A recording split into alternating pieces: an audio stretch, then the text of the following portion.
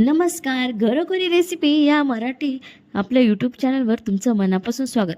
आज आपण 25 ते 30 लोकांसाठी व्हेज बिर्याणी कशी बनवायची आहे ते आपण पाहणार आहोत, तेही एका स्पेशल ट्रिकसहित.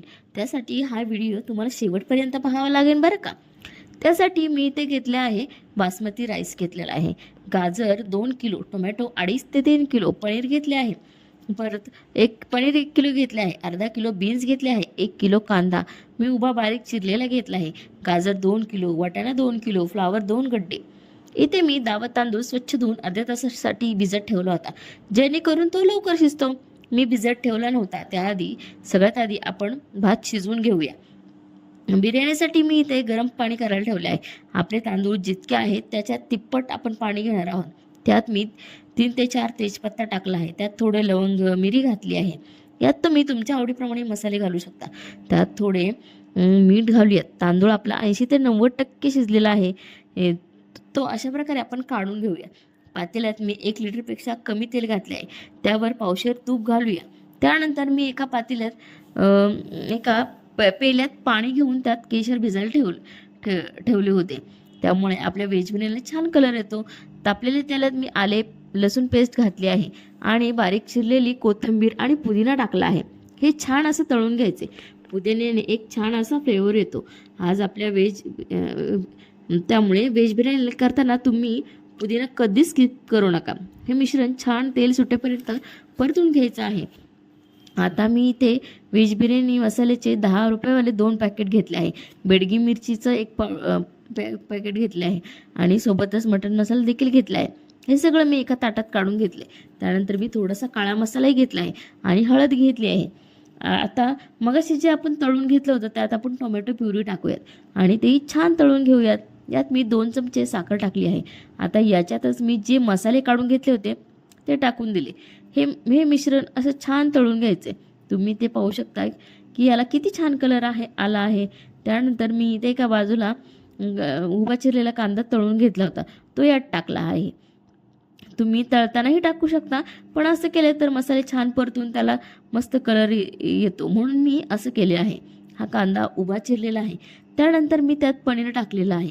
मग त्यातच पावशेर दही टाकायचं आहे, जेणेकरून व्हेज बिर्याणीला छान अशी टेस्ट येते. त्यानंतर त्यात छान असं बारीक चिरून घेतलेल्या भाज्या मी साईडला शिजवून घेतल्या होत्या, त्यात मी याच्यातच टाकल्या आहेत. कुकरला 1 शिट्टी करून घेऊन तुम्ही थोडंसं शिजवायचं आहे, जास्त गाळ करायचा नाही त्याचा. त्यानंतर हे व्यवस्थित असं परतून घ्यायचं आहे. आता भाज्या सगळ्या व्यवस्थित परतून घेतल्यानंतर सगळी भाजी एका दुसऱ्या भांड्यात काढून घ्यायची आहे आणि थोडी भाजी पातेल्यात ठेवायची आहे आणि ती पातेल्यातल्या तळाला व्यवस्थित अशी पसरून घ्यायची. त्यानंतर जो भात आपण 80 ते 90% शिजवून घेतला होता ना, तो सुद्धा थोडा भात या भाजीवर पसरून घ्यायचा आहे. अशा प्रकारे 2 ते 3 थर आपण देणार आहोत. हा आपण पहिला भाताचा थर देत आहोत. हा भात आपण छान एकसारखा असा पसरून घेऊयात. सगळ्या बाजूंनी व्यवस्थित त्याचा थर द्यायचा आहे. आता दुसरा थर देऊन मी पुन्हा भाजीचा त्याला थर देते. ती भाजीसुद्धा सगळ्या बाजूने व्यवस्थित अशी पसरून घ्यायची आहे. आता मी यात सगळी भाजी टाकली आहे. त्यानंतर जो काही उरलेला आपला भात आहे तो मी पुन्हा त्याच्यावर टाकून दिला. हा जो भात आहे तो व्यवस्थित सगळीकडून पसरवायचा आहे, कारण सगळ्या भाताला भाज्यांची टेस्ट लागायला हवी. आता हा आपला शेवटचा थर आहे बरं का. इथे स्पेशल ट्रिक आहे, कारण काय ती सांगतेच पुढे. तर अशा प्रकारे आपण शेवटच्या थराला रवीने होल करायचं आहे, जेणेकरून मी मगाशी दाखवल्या प्रकारे जे केसरचं पाणी बनवलं होतं ना ते आपण टाकणार आहोत. पण जेव्हा आपण हा थर बनवायला घेत असतो ना तेव्हा ह्या पातेल्याखाली आपल्याला तवा ठेवायचा आहे, जेणेकरून हा आपला भात खाली करपू नये. आता अशा प्रकारे आपण हे केशरचे पाणी ओतायचं आहे. या ट्रिकने काय होणार आहे माहिती का, तर केशरचा सगळा सुगंध खालपर्यंत सगळ्या भाताला येणार आहे. त्यामुळे ही ट्रिक तुम्ही नक्कीच फॉलो करा. या तुमच्या व्हेज बिर्याणीची टेस्ट ही एवढी भन्नाट लागणार आहे ना. त्यानंतर तुम्ही यावर उभा चिरलेला आणि तळलेला कांदा टाकायचा आहे. त्यावर खूप सारी बारीक चिरलेली कोथिंबीर, सजावटीसाठी टोमॅटो देखील चिरलेले टाकू शकता. गोल चिरून टाकायचे, म्हणजे छान वाटतात. तर तुम्ही अशा प्रकारे व्हेज बिर्याणी केली ना तर ती नक्कीच फसणार नाही. त्यासाठी मी सांगितल्या या सगळ्या बारीक सारीक गोष्टी तुम्ही नक्कीच लक्षात ठेवा.